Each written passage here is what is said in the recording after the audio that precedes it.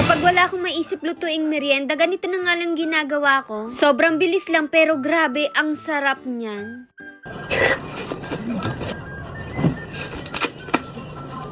Ngayong araw mga ate, kakauwi nga lang halos namin ni Ate Kat nyo. May inasikaso nga lang kami at sobrang nakakapagod. Hindi na nga kami nakapagmerienda sa labas at sabi ko kailangan magtipid. Kaya ayun, pag uwi, gutom na gutom kami. At eto nga, nagpahinga lang ako saglit at magluluto na ako ng mimeriendahin. Kinuha ko na nga itong french fries sa ref at etong ground beef. Huy ate, ayon magluluto, hindi magti-tiktok. Abay mga ate, kahit anong practice kong magsayaw, wala talaga. Kaya pagpasensyahan nyo na. Di bali, marunong naman akong magluto. Kaya ipagluluto na lang kita araw-araw. Bali na ihanda ko na nga pala lahat ng ingredients na gagamitin. At etong ground beef, sinalang ko na dito sa aking lutuan. Frozen pa nga ito, kaya nilagyan ko lang ng kaunting tubig at tinakpan. Tapos dito mga tinapreheat ko na nga pala yung air fryer. Bali i-air fryer ko nga pala itong french fries. Ito nga ay para makaiwas nga tayo sa oil. Para kahit papano ay healthy pa rin itong snack natin. Lagay ko nga lang ito sa tray ng air fryer. At inisprayan ko lang ng mantika. O diba, hindi na natin yan i-deep fry. At nung okay na nga ito, isinalang ko na nga din dito sa air fryer ko. At pinili ko na dito yung pagluto ng french fries. Bali, yung pagluto pala dito 15 minutes sa 180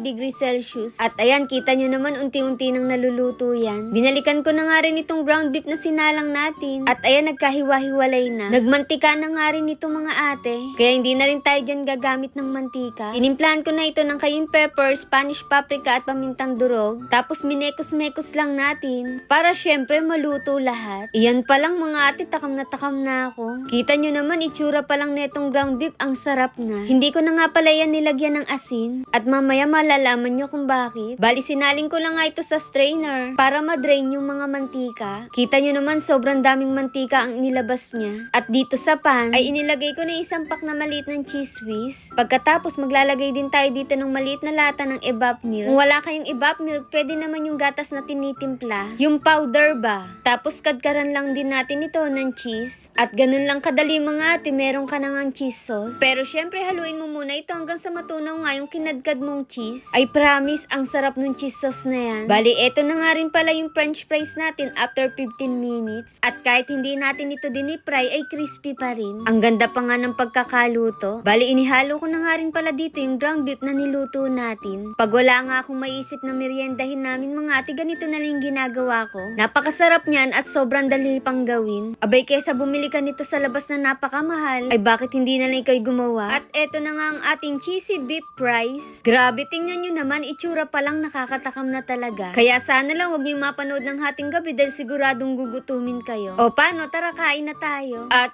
unang kagat first bite. Ang sarap. O ay nasa OA mga ate, pero ang sarap talaga. At kung ayaw nyong maniwala, magluto na rin kayo.